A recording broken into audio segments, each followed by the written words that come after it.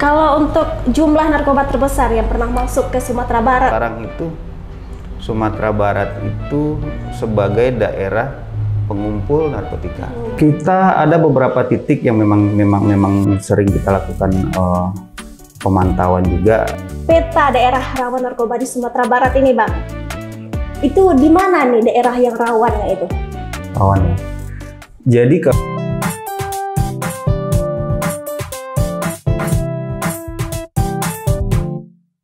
Assalamualaikum warahmatullahi wabarakatuh. Halo Tribuners, senang sekali saya Dita Aprilia kembali menjumpai Anda, tentunya dalam program acara tamu kita tribunpadang.com.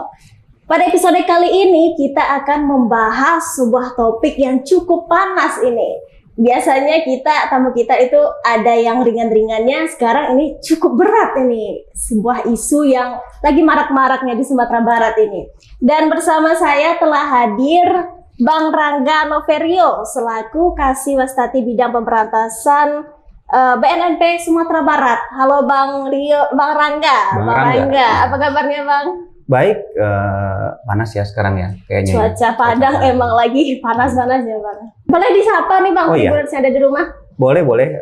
Halo Tribuners, Assalamualaikum warahmatullahi wabarakatuh. Nama saya Rangga Noverio, Sarjana Hukum, menjabat sebagai Kasih Pengawasan Tanah dan Barang Bukti di BNN Provinsi Sumatera Barat. Gitu. Oke, nah seperti yang disebut sama Bang Rangga tadi ya, beliau ini dari BNNP Sumatera Barat. Iya, dari BNN Provinsi. Tentunya Tribuners, pembahasan kita hari ini adalah tentang seputar narkoba nih yang cukup panas sekarang ini di Sumatera Barat nih Bang. Karena ya dari pemberitaan setiap minggu ada penangkapan gitu, adalah kasus-kasus narkoba yang terungkap gitu.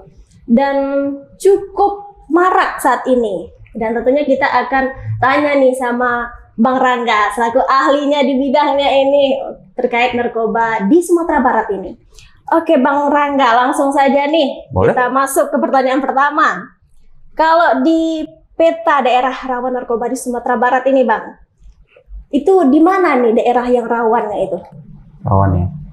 Jadi kalau untuk di Sumatera Barat Mbak Nika, untuk kerawanan sebenarnya memang ada beberapa daerah khusus yang memang kita lagi pantau, tapi mungkin tidak kita share. Tapi secara umum itu semua di 19 kabupaten kota di Sumatera Barat itu sudah masuki zona merah sebenarnya. Zona merah. Rawan sebenarnya di peredaran dan penyalahgunaan narkotika. Karena Sumatera Barat ini termasuk lalu lintasnya ya Bang? Iya, jadi tidak ada satupun di 19 kabupaten kota di Sumatera Barat ini yang tidak pernah ada kasus narkotika. Ada, sekarang semuanya sudah, bahkan sampai ke desa-desa, sampai ke nagari-nagari sekarang sudah masuk. Begitu rawannya di Sumatera Barat sekarang. Gitu. Untuk indikasi daerah yang dikatakan rawan ini apa aja? Seperti apa?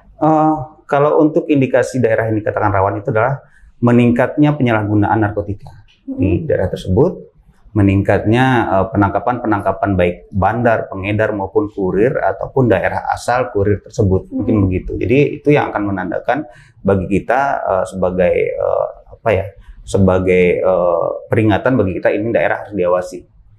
Karena sudah begitu dalamnya dimasuki oleh jaringan peredaran gelap penyalahgunaan narkotika. Gitu. Dari kabupaten yang ada di Sumatera Barat ini, daerah mana yang paling banyak nih yang terungkap? Taruhlah 2023 ini Bang. Oh, sama banyaknya. Kalau kita lihat Mbak Nika sama banyaknya sekarang. Cuma ada beberapa yang menonjol, cuma mungkin tidak kita sebutkan di sini.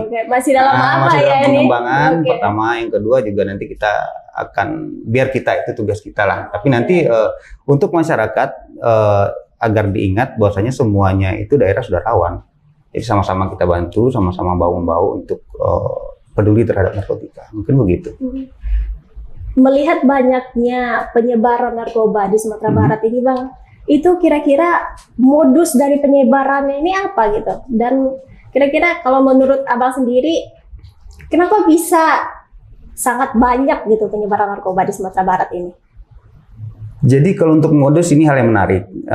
Dulu kita pernah temukan di awal-awal BNN Provinsi Sumatera Barat berdiri itu 2012 sampai ke 2015-16 itu kita cuma temukan modusnya ini untuk pengiriman ya, Mbak. Pengiriman itu dari provinsi lain itu masuk pakai mobil, pakai motor, itu banyak kita temukan dulu. Tapi sekarang hal yang menarik adalah, dan juga hal yang harus kita atensi, kita waspadai adalah pengiriman yang mengikuti perkembangan zaman. Pengiriman yang mengikuti keinginan dari anak muda sekarang, tren-tren dari anak muda sekarang, yaitu kita pernah temukan yang namanya penjualan narkotika itu di Instagram. Instagram itu pernah kita temukan penjualan sabu, pernah kita temukan penjualan ganja, bahkan tembakau gorila yang sekarang itu sudah masuk ke Sumatera Barat juga itu kita pernah temukan di Instagram. Setelah itu hal baru juga kita temukan itu adalah di paket-paket pengiriman, pengiriman. Jadi ekspedisi-ekspedisi beberapa kali kita lakukan pemeriksaan ataupun laporan dari ekspedisi tersebut atas kecurigaan orang-orang yang datang dan mengirimkan paketnya. Itu kita dalami, kita temukan beberapa kasus memang yang dalam jumlah yang lumayan besar kalau kita lihat dari Sumatera Barat keluar atau dari luar ke Sumatera Barat. Dan satu lagi juga yang kita waspadai adalah ojek online. Nah, ojek online.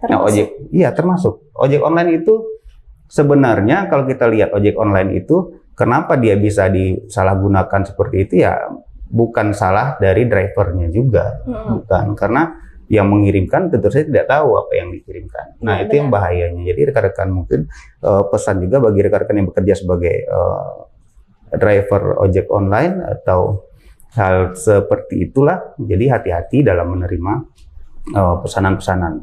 Memang tidak bisa diperiksa ya, memang tidak bisa. Cuma memang nanti mungkin akan seketika ada diawasi dan dilakukan penangkapan, dan mungkin di jalan mungkin ditemukan secara razia, mungkin akan tetap bisa, mungkin itu akan pasti kita akan cari kebenarannya apakah dia tahu atau tidak. Cuma minimal akan bikin susah. Itu yang kita kasih. Otomatis dia yang disalahkan nantinya, di korban ya? Bukan korban mungkin tidak, tapi dia yang akan diperiksa duluan sampai sampai kita ke pengirim gitu. Jadi pembuka juga jadinya ini si tukang ojek ini ya, dari siapanya tentu dia pasti tahu. Kalau untuk jumlah narkoba terbesar yang pernah masuk ke Sumatera Barat nih Bang, yang berhasil digagalkan BNNP Sumatera Barat, apa nih Bang? Di Sumatera Barat itu 2019-2020 kita pernah dapat informasi akan ada pengiriman terhadap 200 paket besar ganja, sekitar 200 kilo. 200 kilo. Dikirim melalui daerah provinsi tetangga, melalui mobil. Dan kita tangkap di jalan, memang kita temukan banyak pengiriman seperti itu. Cuma yang terbesar memang 200 kilogram ganja. Itu kapan tuh Bang? 2019-2020 kalau nggak salah, di akhir-akhir tahun. Itu kalau boleh tahu di mana tuh Bang ketangkapnya? Kita ada beberapa titik yang memang sering kita lakukan pemantauan juga. Itu titik-titik daerah-daerah yang berbatasan dengan provinsi lain, seperti berbatasan dengan provinsi Riau, berbatasan dengan provinsi Sumatera Utara, berbatasan dengan provinsi Jambi. Nah, itu mungkin daerah-daerah situlah mungkin akan sering kita pantau. Untuk sejauh ini Bang, 2023 ini deh, berapa nih data yang narkoba yang masuk ke Sumatera Barat nih Bang? Kalau data narkoba yang masuk sangat besar sebenarnya, mungkin kita tidak bisa sebutkan. Mungkin juga kita kalau kita bicara data, mungkin saya sendiri juga tidak bisa pasti juga kan, karena ini juga kita tidak tahu namanya jaringan Kak, itu tidak bekerja di atas kerjanya underground kan. Tidak underground, tidak terpantau juga berapa masuknya. Cuma kalau untuk pengungkapan narkotika kita di akhir tahun kemarin itu ada sekitar 350 kg ganja. Kita juga pernah dapat dulu waktu itu sekitar 2 kg sabu dari provinsi lain. Kalau untuk berapa yang beredar di Sumatera Barat itu memang perlu survei sendiri, dan memang itu perlu perlu penelitian. Tapi kita yakini, BNN yakini sudah sangat banyak dan mungkin sudah sama dengan provinsi lain. Tapi untuk 2023 ini dibanding 2022 kemarin, sejauh ini sampai bulan inilah Bang, itu bagaimana tuh peningkatannya Bang? Ini menarik. Jadi kita lihat ini kan bulan berjalan kan, bulan berjalan. Jadi setelah bulan berjalan ini kita kan belum bisa mengukur sampai akhir tahun berapa. Cuma kita lihat sekarang itu tren peningkatan karena di awal tahun saja sudah kita bisa mengungkap kemarin sekitar 60 paket ganja. Sekitar gitu. Jadi ada beberapa kali penangkapan kita yang dengan jumlah yang besar-besar. Jadi ini juga menandakan bahwasanya semakin ke sini Sumatera Barat juga sudah menjadi semakin menjadi daerah tujuan akhir narkotika. Gitu, Kak. Makin parah berarti dong. Kalau dikatakan makin parah, kalau kita lihat Indonesia memang saat ini memang sudah darurat narkoba. Darurat narkoba itu dicanangkan sendiri oleh Bapak Presiden Joko Widodo. Nah, itu menandakan kalau memang kita itu semua juga harus sudah waspada karena memang sudah sedemikian parahnya. Ada bandar-bandar dari luar negeri, jaringan-jaringan dari luar negeri sudah mentargetkan Indonesia ini, khususnya Sumatera Barat juga sebagai daerah pangsa pasarnya narkotika di Asia Tenggara. Gitu. Jadi emang saat ini emang apa ya? Merah sekali Indonesia ini gitu untuk iya, ini. Makanya kita sekarang itu sedang giat-giatnya untuk mengajak seluruh lapisan, seluruh stakeholders untuk bergabung bersama. Baik masyarakat juga kita akan apresiasi sedikit apapun bantuan dan informasinya kita akan apresiasi. Untuk sama-sama kita berjuang untuk menurunkan prevalensi narkotika di Indonesia, gitu kan. Oke, kalau dari Sumatera Barat ini Bang, untuk narkoba itu sendiri masuknya itu pastinya dari apa ya, provinsi tetangga gitu ya. Kalau boleh tahu nih Bang, boleh di-share itu dari mana paling banyaknya gitu?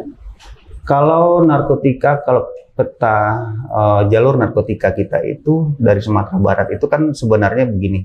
Sumatera Barat itu dari tahun 2019 itu sebelumnya itu merupakan daerah transit saja. Walaupun mungkin banyak juga yang mengecer di sini, cuma dulu lebih diprioritaskan oleh bandar itu, oleh jaringan itu sebagai daerah transit saja. Sampai di sini daerah lewat saja. Dari provinsi lain lewat sampai ke daerah lain. Tapi kalau kita lihat sekarang daerah-daerah yang kita pantau itu juga sudah mentargetkan Sumatera Barat, yaitu daerah-daerah dari utara seperti Sumatera Utara atau seperti Aceh. Jadi kalau untuk ganja kita kebanyakan dapat pengiriman itu dari daerah-daerah tersebut, Aceh, Sumatera Utara, itu pasti ada beberapa yang sudah kita pantau. Nah, kalau untuk narkotika jenis sabu itu kita dapatkan jalur-jalurnya itu dari Provinsi Riau. Kadang ada juga dari Jambi juga ada. Cuma beberapa provinsi besar itulah yang kita pantau dari masuknya narkotika ke Sumatera Barat. Berarti emang dari segala penjuru lah bisa datang ke sini ya Bang gitu. Iya, karena itu tadi memang sudah target, memang sudah bahkan kita lihat sekarang itu Sumatera Barat itu sebagai daerah pengumpul narkotika. Datang dari mana-mana, disimpan dulu di sini, diecer di sini, diterbangkan kemana, dikirimkan kemana. Bahkan penjualnya pun adalah orang sini atau kurirnya pun kebanyakan kalau kita lihat sekarang penangkapan itu kebanyakan kurirnya itu dari Sumatera Barat kan? Iya. Gimana ini? Iya. Agak puyeng juga kita ini kalau melihat yang sekarang ini Bang. Karena setiap minggu mungkin ada itu penangkapan di sini lah, di sana, terbongkar narkoba di sini. Kadang kasihan juga, apalagi itu pelakunya masih remaja, anak sekolah, itu kayak miris sekali kita melihatnya seperti itu. Oke, kita lanjut nih Bang, ke masyarakat sekarang nih. Kalau kita udah bahas tadi penyebarannya di Sumatera Barat, kita ke masyarakat nih. Apa nih yang bisa dilakukan masyarakat? Jadi masyarakat sebenarnya bisa berperan aktif, itu juga sudah dilindungi oleh Undang-Undang 35 tahun 2009. Jadi masyarakat dapat berperan aktif sebagai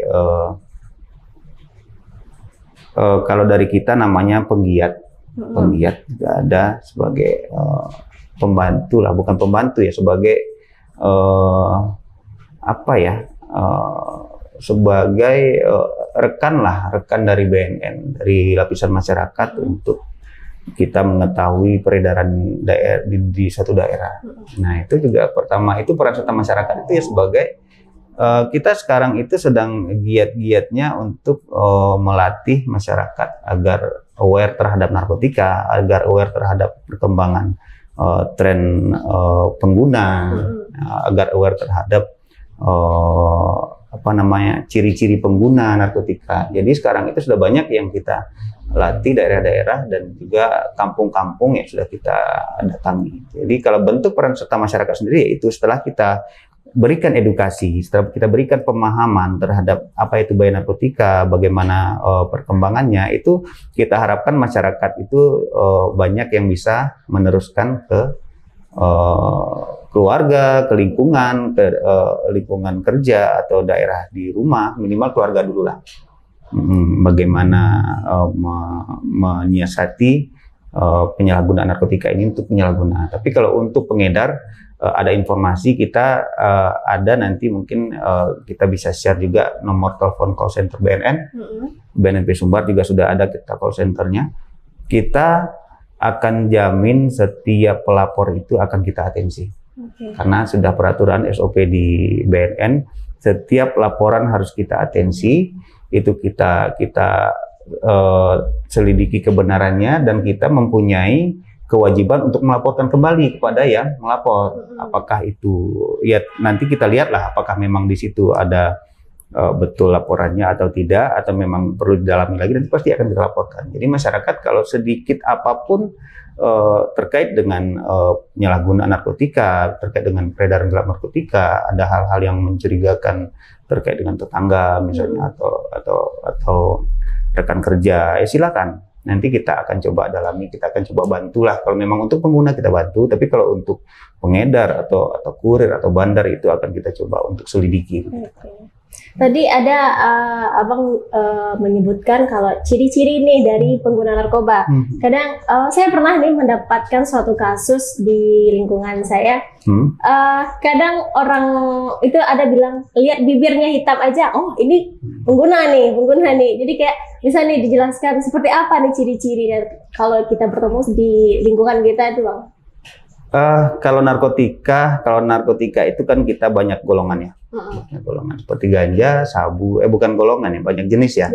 Banyak ganja, sabu, ada yang namanya depresan, stimulan dan lain-lain, mungkin tidak kita jelaskan. Cuma karakteristik pemakaian zat tersebut, karakteristik dari efek zat tersebut memang berbeda-beda. Seperti ganja, ganja itu tetrahidrokannabinol. Itu bersifat menenangkan.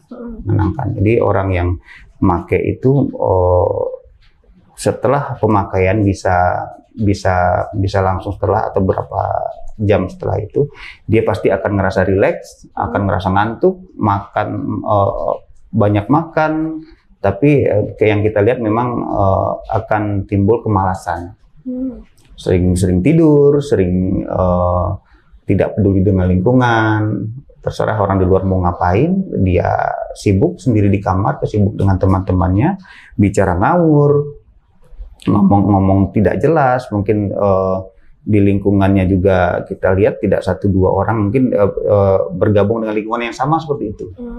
Jadi kalau sudah ada anak-anak atau remaja atau teman-teman atau rekan-rekan kerja seperti itu ya patut diduga, tapi kita belum tentu. Kita kan yang namanya juga kita analisa, Kak. Cuma seperti itu kalau narkotika jenis ganja. Kalau untuk sabu, kebalikan, Kak. Kebalikan. Sabu itu dia bersifat stimulan. Jadi dia itu bersifat efeknya itu euforia ketika kita pakai. Ketika kita menyalahgunakan sabu tersebut, sifatnya itu akan membuat kita itu bersemangat, gembira, merasa paling oke, kata anak sekarang yang mereka paling pede ya. Paling pede kata anak sekarang ya. Jadi mereka itu akan merasa ketika dia tidak pakai itu biasa-biasa saja, ketika dia pakai itu ada pengalaman. Jadi semakin rajin. awalnya tiduran, ketika dia pakai itu semua rumah disapu. Positif dong. Sepertinya positif, Iya, Kak. positif. Sepertinya positif, tapi ketika pemakaian dalam jangka waktu yang lama, yang pemakai sabu ini bisa tidak tidur 2-3 hari. Cuma untuk berjalan, bekerja atau sama seperti misalnya bawa mobil bisa 2-3 hari tidak tidur. Sepertinya positif. Makanya orang salah mengartikan yang namanya sabu itu sebagai doping. Iya, Cuma bedanya sabu dengan vitamin, sabu itu hanya meningkatkan halusinasi kita, meningkatkan pemahaman otak kita kalau kita itu penuh energi, badan kita itu penuh energi. Sebenarnya badan kita itu sudah butuh istirahat. Iya benar. Udah nggak kuat. Udah nggak kuat. Tapi didorong terus, dibangkitkan terus. Nah akhirnya makanya kita kembali ke cerita efek tadi penyalahgunaan sabu itu adalah ketika dia make itu dia semangat, yang apa-apa dikerjain, apa-apa merasa paling pede, merasa paling oke. Nah ketika dia sudah tidak make, ketika dia sudah habis pemakaian zatnya itu. Dia akan langsung berubah menjadi orang yang tidak ada tenaga. 2-3 hari bisa tidur terus.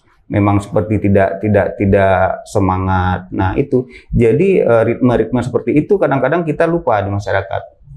Seperti ada teman semangat tiba-tiba hilang. Atau ada anak di rumah seperti itu. Awalnya bersemangat, tiba-tiba 2-3 hari tiduran, 2 hari 3 hari di kamar. Nah. Tapi ada ciri-ciri yang paling umum di narkotika itu adalah, Kak, pertama itu ketika dia sudah kecanduan itu dan dia tidak bisa mendapatkan akses ke uang untuk membeli narkotika tersebut. Ciri-ciri pertama itu sudah pasti, pertama itu ngelawan ke orang tua, minta duit. Kalau tidak dikasih duit sama orang tuanya itu mulai curi barang.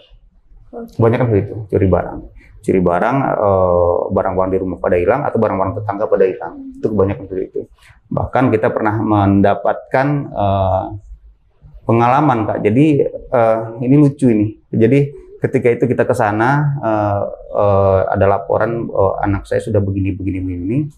Kita lihat di rumah ibu apa aja yang hilang. Ternyata ada rice cooker yang hilang terakhir, Kak. Kita temuilah anaknya, kamu jual kemana? Buat apa beli sabu? Jual kemana? Ternyata rice cooker itu kita lihat di toko itu masih ada nasinya, Kak. Astagfirullah. Itu pun dijual sama dia. Sama nasi-nasinya dia jual. Karena memang sudah nggak ada akal sehat lagi. Yang penting dapat uang. Yang penting dapat uang untuk beli sabu. Nah terus satu lagi juga pernah kloset duduk. Kloset duduk di rumah salah satu pecandu itu kita pernah dapat laporan itu kloset itu dibongkar dijual. Ya ampun. Begitulah nekatnya, begitulah tidak punya akal sehatnya orang yang sudah menggunakan narkotika. Yang penting ada uang. Untuk memenuhi keinginannya. Betul. Memenuhi keinginannya untuk beli narkotika gitu, Kak. Itu ciri-cirinya. Itu harus diwaspadai. Kalau misalnya ada teman nih atau ada anak kita yang tiduran aja nih, mageran dalam kamar, itu patut dicurigai juga. Belum tentu, Kak, siapa tahu dia malas. Mageran ya. Ya, makanya itu gunanya tadi silakan lapor ke BNN. Pak, ini anak saya ini narkotika apa malas? Nah, kalau malas kita kembalikan ke orang tua pasti. Berarti bisa dong kalau menemukan kasus seperti itu bisa dilaporkan dong, Bang? Bisa dilaporkan, yang penting kita tesurin dulu. Kita dalami. Nah, tapi ada satu lagi yang mungkin saya ingatkan juga. Ini ciri-ciri, tadi kan kita bicara ciri-ciri mungkin menyangkut juga terkait juga dengan itu adalah ciri-ciri barang-barang yang ada di dalam kamar seorang pengguna narkotika. Seperti apa tuh, Bang? Kalau untuk ganja itu, Kak, kita akan temukan yang namanya kertas kalau di kita namanya papir, Kak, kertas pembungkus rokok. Karena memang itu digunakan untuk membungkus campuran antara rokok dan ganja itu. Kertas lembaran-lembaran yang bisa dibungkus untuk rokok itu. Pertama, yang kedua itu untuk sabu. Nah, ini untuk sabu ada pengalaman lagi nih, Kak. Kita pernah nangkap di satu tempat, kita pernah didik di satu tempat. Itu kita temukan ternyata ibunya sendiri tidak tahu anaknya ini sabu, padahal alat itu sudah lama di meja belajar anak gitu. Nah, jadi kalau untuk sabu itu ada namanya bong, Kak. bong. Bong itu suatu kemasan, bisa jadi mineral atau bisa jadi kemasan khusus. Tapi yang penting dia ada wadah air, di atasnya itu ada lubang dua. Di atasnya itu ada sedotan dibengkokkan. Nah di situ juga ada yang namanya pirek kaca. Nah di situ kalau sudah ada itu atau minimal ketemu botol yang sudah ada lubang 2 di atasnya itu, ya itu udah ada waspada. Nah kenapa waktu itu kita kembali ke ibu itu, kenapa dia tidak tahu? Saya tanya seperti itu, kemarin kami tanya, kenapa tidak tahu itu anak ibu sudah lama nyabu, padahal dengan terang-terangan dia taruh bong itu di meja belajar. Saya kira itu peralatan praktek kimia anak saya, Pak. Nah itulah perlunya edukasi narkotika terhadap orang tua terhadap masyarakat. Itulah yang kita harus galakkan, kita harus tingkatkan. Gitu. Oke. Untuk sejauh ini Bang, modus apa nih yang harus diwaspadai, terutama nih yang remaja deh, anak muda terkait penyebaran narkoba ini, Pak? Kalau untuk modus Kak, sekarang itu banyak modus, tapi pada intinya mereka pasti menyasar orang-orang yang sekarang itu kita lihat generasi muda, bahkan muda banget Kak. Kita pernah temukan di salah satu provinsi salah satu kabupaten yang memang banyak di situ itu banyak tambang. Nah, di situ kita pernah temukan SMP sudah pakai sabu. Jadi modusnya itu adalah orang-orang ini datang ke sana dengan siswa-siswa SMP yang sudah bisa cari uang melalui mencari emas dan lain-lain. Itu modusnya memang diajak berteman dulu, diajak cerita-cerita. Nah, habis itu ditawari pertama itu gratis. Ketika udah kecanduan sudah, kalau kamu mau barang ini beli. Nah ya namanya juga anak SMP mungkin tidak selamanya mungkin dia bisa cari uang untuk beli itu. Nah nanti lama-lama modusnya itu nanti akan meningkat Kak. Dari anak SMP kita pernah temukan anak-anak sekolah di tingkat awal itu sudah menjadi kurir narkotika kecil-kecilan. Kalau kamu mau sabu, kalau kamu mau gadget, antar ini dulu ke orang. Kamu antar ini, nanti setelah itu kamu nanti akan kita kasih narkotika. Begitu cara membujuknya. Begitu cara membujuknya dan begitu cara mempergunakan memperalat orang-orang tersebut, memperalat anak-anak tersebut. Nah itulah modus-modusnya. Begitu sudah kecanduan, mereka akan bebas berbuat apa saja. Mereka akan bebas untuk melakukan apa saja, untuk menyetir yang sudah kecanduan ini, untuk melakukan apa saja terhadap mereka, begitu Kak. Berarti itu termasuk ciri-ciri dari pengedar yang sedang mencari mangsa barunya gitu Bang? Bisa dimasukkan ke sana gitu? Bisa. Jadi seperti yang kita tahu itu Kak, yang namanya pengedar itu pasti akan masuk ke lingkungan tertentu. Nah, lingkungan tertentu. Jadi ketika satu lingkungan itu sudah masuk, sudah ada 1 orang, 2 orang yang ada pengedar di situ, pasti akan keracunan semua, kemungkinan akan meracuni semua. Nah, itu juga yang dikatakan yang di kita itu yang namanya ketika rehab itu yang paling susah adalah rehabilitasi lingkungan. Karena orang-orang seperti itu akan masuk ke lingkungan itu. Bisa jadi teman kita atau siapa kita tidak tahu, bisa jadi dia jadi teman kita. Itu akan sangat susah untuk lepas dari hal tersebut. Ketika dia sudah rehab, ketika dia sudah kembali ke masyarakat dalam keadaan bersih ya, narkotika, dia pasti ketika dia tidak merubah lingkungan itu Kak, itu pasti akan kembali lagi ke sana dengan ajakan-ajakan orang-orang seperti itu ya. Karena yang namanya narkotika ada yang namanya sugesti kan. Ada yang namanya ya teringatlah dengan ini dia pernah duduk, dengan ini dia pernah gitu. Jadi gitu Kak, lingkungan berpengaruh sekali. Makanya kita harus kayak kalau di lingkungan itu ya, kalau teman dilihat-lihat gitu ya, dipilih-pilih gitu ya. Harus waspada pastinya. Harus waspada sekarang gitu ya. Harus waspada. Oke, kita lanjut Bang. Terakhir ini, berapa rupiah sih yang terbuang percuma oleh pengguna narkoba di Sumatera Barat ini? Kalau untuk satu pengguna, kita mungkin kalkulasikan Kak, 1 gram itu bisa 2-3 jutaan. Mungkin bisa habis party sama mereka pakai 2-3 orang selama seminggu. Berarti sekitar ya 3 juta kalau kita kalikan 4 untuk 1 orang saja itu sudah 3 kali 4. 12 jutaan untuk satu orang ketika dia sedang party sama teman-temannya. Nah itulah sebanyak itulah yang harus dia carikan untuk memenuhi kebutuhan dia akan narkotika gitu kan, per bulan itu kan. Wow, mendengar jumlahnya aja kayak gimana ya? Nggak mungkin ya, gitu. Kita juga mikir kalau untuk itu saja belum lagi makan, belum lagi kebutuhan lain kan. Benar. Untuk itu saja nggak mungkin kita carikan gitu. Apalagi ini anak-anak umur ya SMP, SMA, kuliah gitu. Apalagi pengangguran gitu. Ya itulah. Anak sekolah yang dia masih minta jajan sama orang tuanya. Nah, untuk segitu ya 3 juta gitu loh, gimana lah seminggu, 2-3 juta seminggu itu Kak. Allah. Nah itu makanya. Jadi itu yang namanya katanya narkotika itu merusak keluarga itu. Nah, gitu Kak. Oke, nah mungkin ada nih dari Bang Rangga untuk Tribuners dan juga masyarakat Sumatera Barat ataupun siapapun yang nanti menonton podcast kita nih, ada nggak nih pesan-pesannya nih untuk masyarakat gimana mungkin kewaspadaannya atau menanggapi terkait penyebaran narkoba ini? Begitu. Oke, jadi untuk Tribuners seiring dengan berjalannya waktu, seiring dengan tren yang terjadi di masyarakat sekarang, kita harus ingat bahwasanya kita itu juga harus mewaspadai pelaku-pelaku narkotika yang berusaha mengikuti tren tersebut. Jadi jangan sampai nanti Tribuners dan rekan-rekan lainnya juga nanti merasa lalai, tidak awas. Ingat, semakin lalai kita semakin akan terlupa kita akan penyalahgunaan narkotika. Karena penyalahgunaan narkotika itu adalah awalnya untuk terjerumus kepada hal yang lebih besar lagi seperti peredaran gelap narkotika, kurir dan lain-lain. Jadi untuk media sosial bagi adik-adik juga itu pintar-pintarlah memilih medsos, pintar-pintarlah memilih kawan, pintar-pintarlah memilih pergaulan.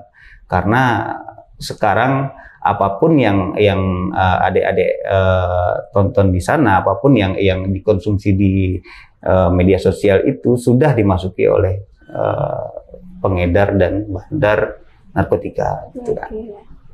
Nah, Tribuners, itu dia pesan dari Bang Rangga nih dari BNPB Sumatera Barat sendiri nih. Jadi itu mohon diingat-ingat lagi, diatensi lagi biar meningkatkan kewaspadaan kita di lingkungan gitu.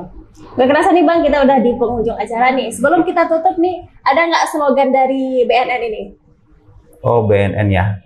BNN itu slogannya War on Drug sekarang. War on Drug, oke. Kalau dari Sumatera Barat sama atau gimana? Sama Kak. Sama. War on Drug. Oke, boleh nih kalau untuk penutup kita kayak gitu gimana nih? Ada gayanya atau gimana Bang? Kalau untuk sekarang itu War on Drug itu say no to drug. Say no to drug. Oke. Jadi kalau kita gini, BNNP Sumbar War on Drugs. Oke. Atau gini, sekarang ini Provinsi Sumatera Barat Kak. Itu aja ya. Oke, Sumatera Barat gitu. Gini aja deh. Sumatera Barat bersinar, War on Drugs. Oke. Kita coba bareng-bareng. Oke, boleh nih. Testing dulu kayaknya ya. Biar kompak. Oke, boleh Bang? Boleh. Sumatera Barat bersinar, War on Drugs. Oke.